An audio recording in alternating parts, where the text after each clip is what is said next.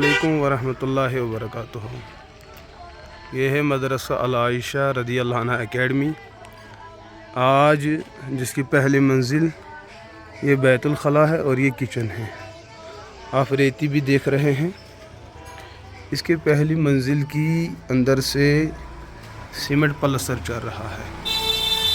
ये आप देख रहे हैं, ऊपर भी हो चुका है, इस दीवार में भी कदरे हो चुका है और ये दीवार पूरी हो चुकी है। इस साइड में आप देख लीजिए, एक किचन का वो हिस्सा है जहाँ खाना पकाया जा सकता है।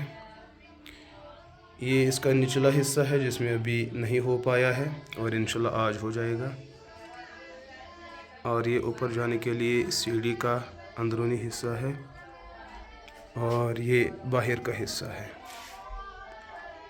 तो 1-2 दिन के अंदर इंशाअल्लाह इसका पलस्तर मुकम्मल हो जाएगा और फिर अगले दिन जो है बाथरूम और लैट्रीन वगैरह उनका पलस्तर किया जाएगा।